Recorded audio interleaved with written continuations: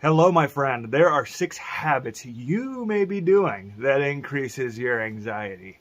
My name's Zach. I'm an anxiety management coach, and a lot of the managing anxiety happens within here. But some of the things happen out there that we're doing and we're not even aware of. We're increasing the anxiety, and it makes more for us to manage. So let's dive into it. First one, caffeine. Son of a gun.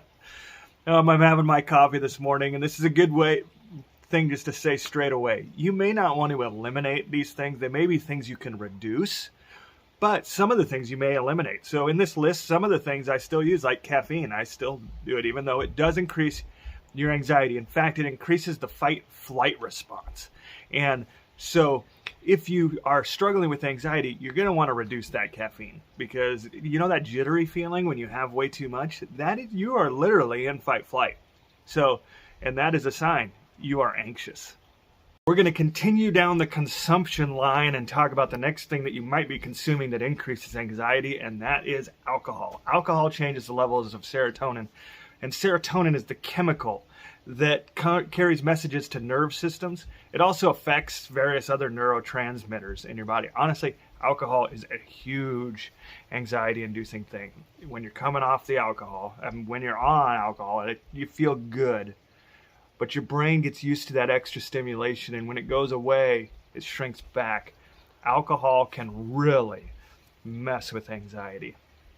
The next one is not a thing we consume into our mouth, but we're consuming it, and that's social media. Social media can be a huge anxiety-inducing thing. What can happen with social media is we can start comparing ourselves and then getting in the worry train of why we aren't as successful as some things we see.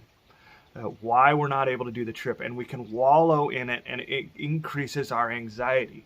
When you notice this happens, take a break from it. You don't need to eliminate it completely, but you may want to. It's totally up to you. The other thing that social media can do, it can give this false sense of connection. When we are anxious, we tend to isolate, and honestly, I think social media just adds to that temptation. We can feel this quasi-connection that can get us stuck. But my friend, it's not true connection. It needs to leave social and come to this face-to-face thing. That is true connection. And so when you are in an anxious state, just recognize you might be doom scrolling on social media, and it might be something you need to remove from your phone. The next one, lounging around. Man, when I'm really anxious, I either go, or I'm exhausted to a point where I am laying down. I don't know how you respond, but that can be my temptation. But here's the thing, when we lounge around, it increases the anxiety.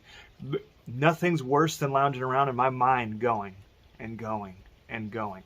It also, even if it's not going and I'm distracting with Netflix or some other thing, social media or something else, I'm merely distracting myself. I'm not doing things that make me feel better. And here's what you could be doing instead of lounging around: exercising.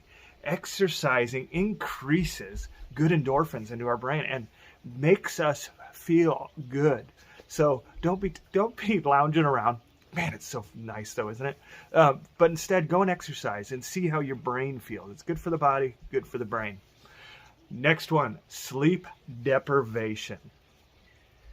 I've been in a season of this lately, if I'm honest. And sleep deprivation increases the cortisol hormone that is associated with stress. And so when you lack sleep, it's not just that you have stressful things going on in your life, it's also that the lack of sleep increases the hormone of stress. So you are like doubling down on that anxiety.